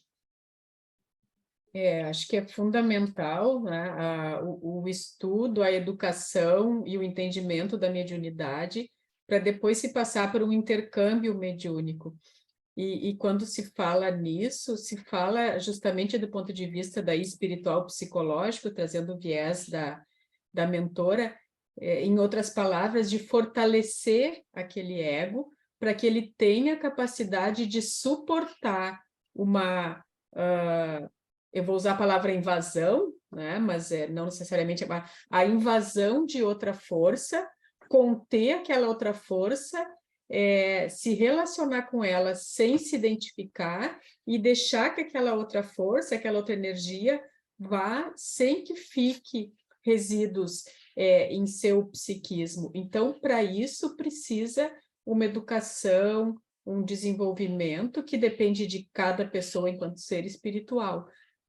Isso é muito relativo, mas se já existe um desequilíbrio, eu entendo sim, né, Adriana, que é excelente que vá sim para um lugar, né, para um estudo mediúnico, para uma educação da mediunidade, mas que é primordial que se fortaleça antes de começar com o intercâmbio mediúnico propriamente dito, né? Então, que fique no ambiente, que aprenda a afirmar o seu pensamento, que aprenda a lidar com essas energias que se aproximam, que aprenda a reconhecer o que é seu e o que é de outra energia, de outra consciência não local, para que vá se fortalecendo, né? Para daí conseguir, então, realmente servir de veículo para um intercâmbio mediúnico, né? Porque são minutos, mas de muita intensidade e de muita troca de energia. E isso é muito bom quando se consegue conter sem se misturar isso. Então, esse fortalecimento do ego, no bom sentido, para que venha essa energia, seja encaminhada e não deixe resíduos deletérios, é muito importante. Diga, o Soli quer falar? Primeiro, eu queria pedir desculpas para vocês. Boa noite, queridas. Boa noite. Queridas Adriana e Guadalupe. Eu queria pedir desculpas porque eu estava em outro estudo da Federação Espírita Sueca, então não tinha como, sabe? Como é que bater um com o outro. E daí eu entrei um pouco atrasada. Mas foi um estudo fascinante, maravilhoso, vocês são impressionantes, a gente só ama cada vez mais. Eu queria dizer o seguinte, com relação a isso, essa pergunta que foi feita por último e a resposta, vocês responderam exatamente como é mesmo, mas eu penso assim também, que até levar uma pessoa já para ir para uma sala mediúnica, sem nenhum preparo, é até perigoso mesmo para a pessoa, pode realmente desequilibrar de uma vez até, porque existem os obsessores que estão por trás, encontraram a vítima, né? Todos nós somos vítimas e fomos obsessores também, e assim por diante. Então, essa pessoa deverá, se ela está frequentando, maravilha, o centro espírita, ela vai frequentar estudando. Se tem estudo do Livro dos Médiuns, ela deve também começar a estudar o Livro dos Espíritos, o Evangelho. E aí eu estou entrando numa outra área, peço desculpas, mas é que me veio para falar, sabe? E porque é extremamente importante. E o passe. Então, essa pessoa, o que vai acontecer com ela? Para que as áreas irem se reequilibrando, com o chakra aberto também, provavelmente. Então, se irem reequilibrando devagarinho, porque não é um salto, essa pessoa realmente deve, com confiança em Deus, orar, né? Muito, seu anjo de guarda, a Jesus, né?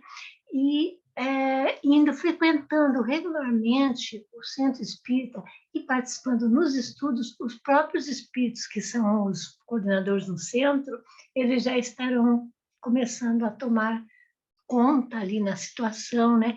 Então, devagar, ela vai tomando sempre o seu passe, deve passar a tomar, assim, todas as semanas, quando tem o passe, ela deve ir para Filho do Passe, tranquila, e se desenvolve devagarinho, ela vai passar para também o estudo porque tem que estudar também, não dá, tem que estudar o Livro dos Médiuns, não dá para ir já entrando, mas pode ser que se ela seja uma médium já com muita, em evidência mesmo, pode acontecer até que ajude, mas vai fazendo os estudos regularmente e com confiança também.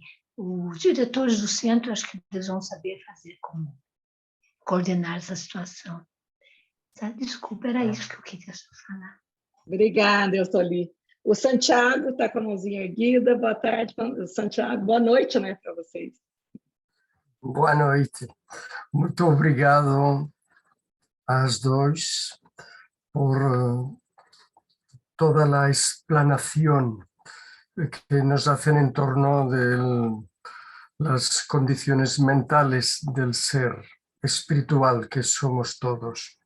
En torno de la mediunidad en estos casos, nosotros venimos trabajando con varios grupos en nuestro centro espírita desde los años 80, la mediunidad de muchas personas. Entre ellas hemos tenido en oportunidad 2 personas con diagnóstico clínico de esquizofrenia. Ambas personas muy tratables, las hemos ido conduciendo a través de cultos del Evangelio en el hogar. Mucho Evangelio.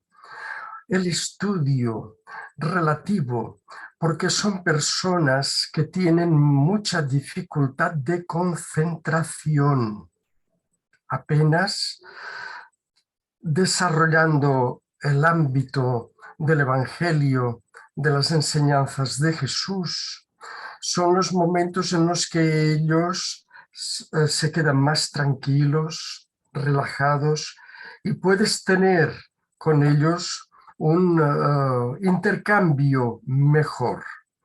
Pero nunca los pusimos en los trabajos mediúnicos. No es recomendable. Isso mesmo. Obrigado, Santiago, pela colocação, porque até na esquizofrenia a gente sabe que o ser não tem a estrutura egóica dele, é muito fragmentada, né? É muito lábil, assim, é muito fininha, e ele precisa discriminar o que é interno dele, né? E o que é espiritual. Então, se ele não tem um ego, vai ficando mais difícil ele fazer essa separação do joio e do trigo, né? O que é dele, o que é espírito, o que é impulso, o que é instinto, né? Então, eu concordo com você, eu acho que ele deve passar por toda a terapêutica espiritual da casa espírita, né? No caso, passe, evangelho no lar, fluidoterapia, até o estudo, sim, mas a prática mediúnica, pela estrutura egóica, né, ela vai sendo algo, vamos dizer, perigoso no sentido assim para a saúde mental da pessoa, né? E talvez ele pode realmente fragmentar ainda mais. Obrigada. Então, vamos ver o que a Joana fala, né? Para a Joana, o ser humano é o arquiteto da própria vida em cada realização, e em cada realização elabora conscientemente ou não, porque pode ser inconsciente, os moldes que lhes constituem os mecanismos hábeis para a movimentação nos novos investimentos, né? Quando as elaborações mentais não possuem carga superior de energia, eles podem trazer esses conteúdos e imagens perniciosas interiores que vão plasmando no perispírito e que pode abrir espaço para a instalação tanto dos transtornos e as psicopatologias variadas, né? Aqui ela explicando qual é o mecanismo da construção, e aí a gente vê que não é punição, que não é, né? Que não é Jesus que pune, que não é Deus que castiga, mas que somos arquitetos de nós mesmos, né? Aqui, ela fala muito da importância do pensamento como esse veículo, e aqui eu trago as imagens, né, desse experimento lindo do Dr. Masaru Emoto, que ele é fotógrafo, pesquisador e escritor japonês, que ele pegava a água, ele expunha ela a alguns estímulos, congelava, pegava o cristal de gelo e olhava no microscópio e fotografava, porque ele era fotógrafo. Então, veja, essa água aqui foi submetida à orquestra, né, a Sinfonia de Mozart, e olha que lindo o cristal, é como se fosse uma flor.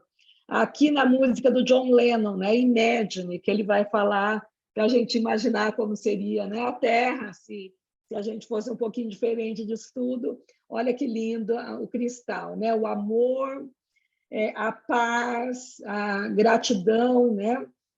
Agora, olha aqui, né? Aqui seria antes da prece, como que estava a água, como estava esse cristal, e a mesma água depois da prece. Então, o mesmo conteúdo, como ele pode ser mudado, modificado de acordo com essa energia que está, né? Então, um estímulo externo modificando. E aqui uma frase, né? Eu vou matar você. E aí, olha só como que foi, né, extremamente diferente, enquanto os outros parecem até rosas, né? Flores, cristais mesmo, bem elaborado. Olha aqui, né? Tanto antes da prece quanto dessa energia de vibração, né, de morte, quanto isso é ruim. Então, realmente, a gente vendo por uma prova científica como que o pensamento ele pode imprimir os processos psíquicos que vão comandar, né? Então, se o pensamento gera isso, ele também é capaz de curar.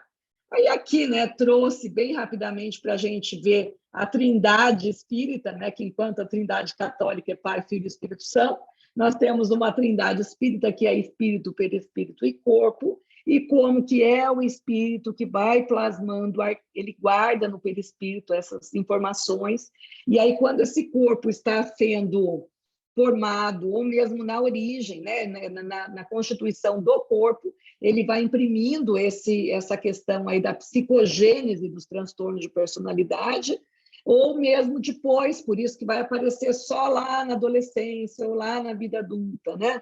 Porque é todo um processo de instalação, e aí vai ter que ser todo um processo para desinstalar. Fala, Tânia. O teu som está fechado. Isso. Boa noite. Boa Só noite. gostaria de acrescentar uma coisa aí sobre o perispírito, porque justamente eu estou preparando uma palestra minha e li o livro Libertação. E lá está escrito, além de outros livros que eu li muito interessantes, que me acrescentaram muita coisa, mas eu fiquei muito impressionada com o livro Libertação de Francisco Cândido Xavier, de André Luiz, que ele diz assim, lá está escrito, André Luiz diz assim, a atividade mental nos marca o perispírito. E vocês falando sobre isso, e também Joana de Ângela escreveu aqui neste livro, eu achei bastante interessante, porque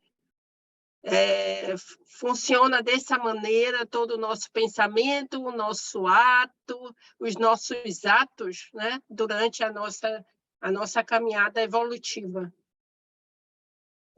E obrigada por complementar. Realmente a gente vê muitas pessoas trazendo isso, né? E eu gosto de falar sempre: se nós podemos, por meio do pensamento, provocar uma patologia, nós também podemos, pelo pensamento, curar uma patologia, né? Por isso que eu falo que o amor, quem diz isso, Jesus já trouxe lá atrás e Joana vem ensinando a gente a amar, né? Mas o amor, realmente, eu falo que é a única cola que cola esses pedacinhos fragmentados nossos, né? De uma psique fragmentada, a única cola possível ao amor, né? Então, muito, muito importante, e isso que eu acho de bonito e importante na série psicológica. Ela traz a importância do nosso pensamento. Nós somos o que pensamos, não adianta, não tem outro caminho, né? E aí, para a gente falar no tratamento, é isso que a gente já disse, né? Psicoterapia, psicofármacos, psicoterapia em grupo, e isso que a gente falou da terapêutica espírita, que é a bioenergia, que é o passe, a ação no bem, então a caridade. Então, ali, né, quando o Santiago fala, né, Santiago do esquizofrênico, que está sendo tratado na casa espírita, ele pode, sim, ser colocado em atividades como participar de trabalhos, né? Ou fazer pequenos trabalhos sei lá, se a casa tem uma horta, ou se tem um serviço de qualquer, assim, até servir água fluidificada, colocar ele no trabalho, na ação do bem, né? Ele pode ser engajado em pequenas tarefas na casa espírita, que ao fazer o trabalho, ele também está recebendo, e está trabalhando isso que a gente viu, né, na maioria dos transtornos, a dificuldade de interação, a dificuldade do relacionamento, né? Então, ele vai podendo ser trabalhado nessa questão, a prece e a medicação. A meditação, né? Porque na prece nós formulamos uma pergunta, na meditação a gente ouve a resposta, né? E aí não importa se é do mentor, se é o self que fala, não importa, mas a resposta vem. Só para frisar novamente, a psicoterapia vai trabalhar para a pessoa se perceber e perceber esse comportamento estereotipado. E o psicofármaco vai trabalhar o sintoma, então ele vai trabalhar ele vai tratar a depressão, um comportamento irritadiço, né? Ele não vai tratar a personalidade fragmentada. Por isso que tem que ser o somatório desses fatores para atuar no tratamento, né? O padrão ouro para o tratamento de transtornos de personalidade é a psicoterapia individual, que aí, nesse caso, é necessário nesses transtornos, bem como a psicoterapia em grupo. Olha que legal aqui, ó. Joana fala assim, ó, para despertar o interesse do enfermo fora do ego, estimulando os valores morais. Então, quando ele está numa terapia de grupo, hoje eu estava ouvindo, eu não me lembro, era uma live que eu estava assistindo, e falando era um psiquiatra falando dos transtornos. E aí ele coloca o paciente, inclusive, para... não, era um livro do Fierce, Psiquiatria Junguiana, o nome desse livro. Fantástico, é muito bom. Esse livro, o Fierce, que é um analista, um psiquiatra americano, ele fala assim que o paciente com transtornos, ele precisa mexer em horta, mexer em terra, trabalhos de grupo, né? Trabalhar com grupos na horta, trabalhar com grupos, né? Nessas outras áreas para mexer com essa questão da psicoterapia de grupo, né? E aqui a Joana fala por quê, né? Porque é uma marcha do eu para o nós. Como eles têm uma tendência muito grande a isolamento, eu preciso tirar ele dessa casquinha e trazer ele para o grupo, né? Jamais pode dar-se isolado. Jung fala assim, ninguém se individua em cima do Monte Everest. Então, eu preciso do trabalho e a preocupação com as demais pessoas, né? Isso seria o antídoto, né? A caridade. E aí, Joana trabalha de forma linda.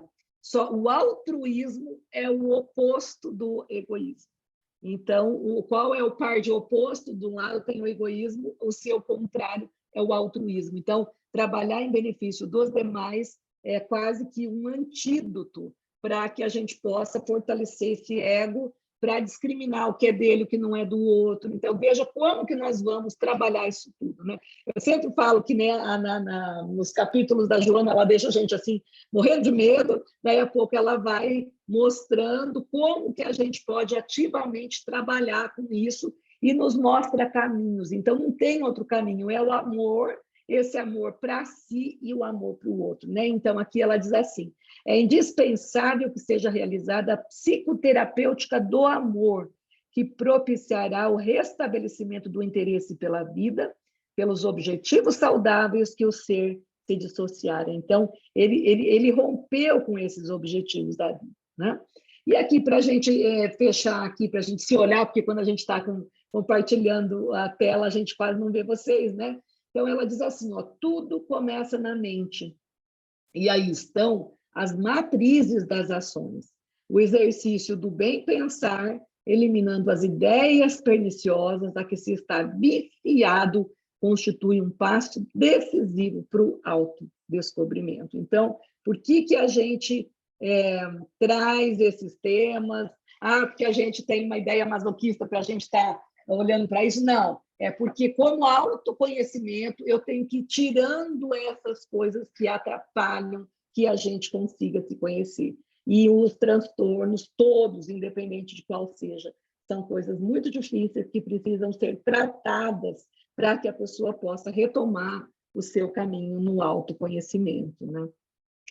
A Ana falou assim, na prece fazes a pergunta, na meditação ouves a resposta. Ela disse que gostou. Achei que era uma pergunta. Muito lindo. E aquela máxima que se usa para os complexos, também entendo que vale para os transtornos. O problema, né, pela ótica da mentora, não é nós termos os transtornos, é os transtornos nos terem, né? Como se fala dos complexos. Então, tudo começa de onde nós estamos, como Joana diz, né? Começa de onde estás, e a gente olhando para isso que vai vendo o que pode fazer agora, né? Nesse momento, mas que se use assim, de resignação ativa, de força de vontade, de firmeza espiritual.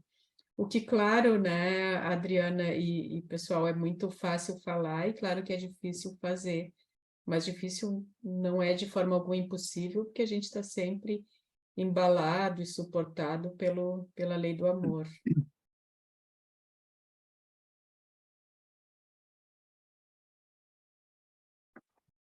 Está todo mundo quieto, está todo mundo pensando, né? Mas ainda temos 2 minutos, acho que está terminando, né, Fabrício? Acho que é isso que o pessoal está quieto. Eu queria sugerir, vocês querem fazer alguma consideração final antes de eu convidar alguém para fazer a prece de encerramento? Eu acho que a minha eu fiz com aquela frase da Joana, né, que realmente a mente ela é algo muito importante, e eu quero encerrar com o Emmanuel, quando ele fala que a mente é um espelho. Então, se estamos vibrando coisas boas, né, nós estamos construindo ao nosso derredor uma atmosfera positiva. Agora, se a gente está vinculado com a dor, tristeza, né, negatividade, a gente vai plasmando em nossa volta isso, né? Tinha uma mãozinha erguida agora que abaixou, não vi mais quem era. Eu acho que é isso aí, e, né, finalizando e complementando, sempre existe um caminho e nós sempre estamos acompanhados do amor divino. Então, é muito para aquela questão, pedir e obtereis, mas acima de tudo, na confiança e na certeza do amor da criação sempre presente.